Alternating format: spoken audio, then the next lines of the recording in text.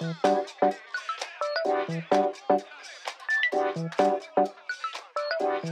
training, there's a wide variety of different schools of training out there for actors, a wide variety of different acting techniques.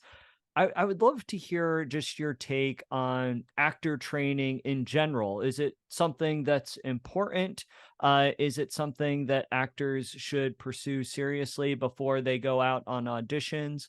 And when it comes to a technique, is it just a matter of finding what resonates with you the most? Well, that's an interesting way of putting it. I don't know whether you know what resonates with you the most, because sometimes when you're working on something, you discover what resonates with you the most, and it wasn't the thing that you thought was going to resonate with you the most. So you sometimes trip yourself up. When I did the play Electra, I always thought it was something to do with dead brothers because my brother had died.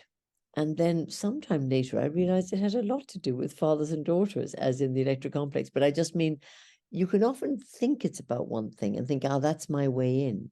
And you discover actually the play or whatever the thing is about something else. So, and as for techniques, it's very like education. I've been thinking about my nephew who's 22 and knows completely different things to me. And I was saying this to my mother over the weekend, no longer do people have to read The Rise and Fall of the Roman Empire. It is no longer a valid text that one needs to understand. So I don't know. I used to think that being trained was the most important thing in the world. And it was for me because I came from Ireland. I went to England. I had to learn a system. They would not have called a system. They would have called it an opening up, an education, vocally, physically. But actually, it was a kind of system where you had to learn a certain clarity of speech, a certain way of, you were being built for a stage that was very, very public. And in fact, of course, a lot of acting now is very private. So I think technique can change with the times that we are in. And I was trained for very public art form, but I feel now I'm practicing and getting better at a much more private art form. Oh, wow. So I guess perhaps it's just an evolution of your time in the acting profession, maybe. Well, I don't think you can ask a young actor to say, if you can resonate with this and really find what's true for you, then it will be good, because the limits of ourselves will always be the limits of ourselves. Nobody might be particularly interested in my Hamlet, as it were, because I can only resonate it to who I am. The great thing about technique is actually I can make my Hamlet much more interesting than I am. Because the thing itself, the thoughts itself, the way in which Shakespeare plays with one thought bouncing off another is far more brilliant than just my thinking, well, Hamlet's a bit of a sad guy and I'll play it like this.